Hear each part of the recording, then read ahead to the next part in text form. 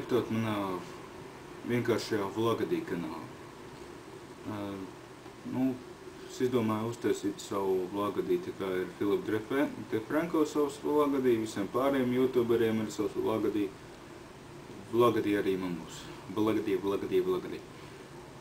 Jūs laikam domājat, ko nozīmē Vlagadī. Vārdu sakot, es katru dienu kaut ko stulbu uzfilmēju, kaut ko stulbu parunāju, piemēram, kā štot lietu.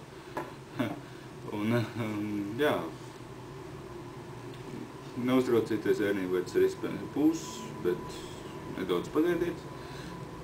Pāris dienas līdz 13. augustam, kas ir melnā piekdiena.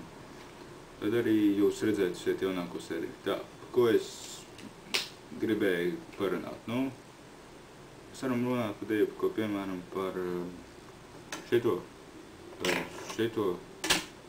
arī par kaut ko tādu, pasaulīgu tādu.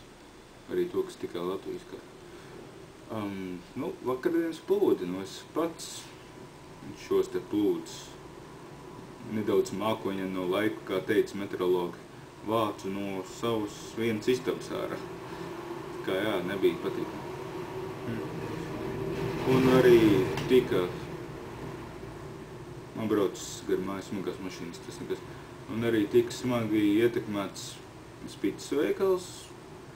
Un jā, šodien viņš ir it kā atsācis darbību pēc vakardienas ļoti milzīgajiem plūdiem. Protams, daudz veikalu nestrādā, kā, man liekas, piemēram, kā Drogas, Elkorā, it kā vakar ir no lietas daudzuma iebrukuši griesti. Un jā, tas arī pasaulīgo ar visu. Un vēl ķipa Rīgas lidost iesūdzas tiesā Air Baltica par kaut ko atkal. Laikam naudu nevar dabūt, kā vienmēr. Tagad gaidu zvanu, lai varētu braukt uz savu rajonu. Nekas pagaidām tāds vēl nav nopietns noticis. Izņemot to, kad esmu veiksmīgi ticis savā skolēkšā. Un jā. Jā, neskatoties ētri. Tātad skolā esmu ticis. Pirmo reizi mūžā nevar sagaidīt 1. septembri. Neteiksim, kad es ļoti gribu mācīties, lai gan to man tiešām vajadzēs, jo es gribēšu savā jomā izsisties. Bet jā, nekas cits jauns vēl nav noticis. Tā kā gaidiet update šitam te Vlagadī uz otro Vlagadī, tad būs 3., 4., 5. līdz man pašam apriepsies. Esmu, var sakot, noņēmies ar ērnīvērts ir iespējams 5.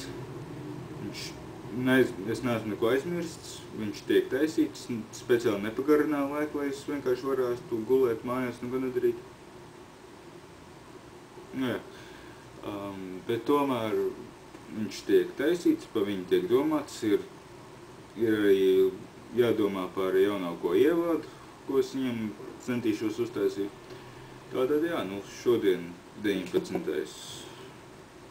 jūlijs, nekas jauns vēl nav noticis, ka būs kaut kas interesantāks, tad jūs man atkal redzēsiet. Uz redzēšanu!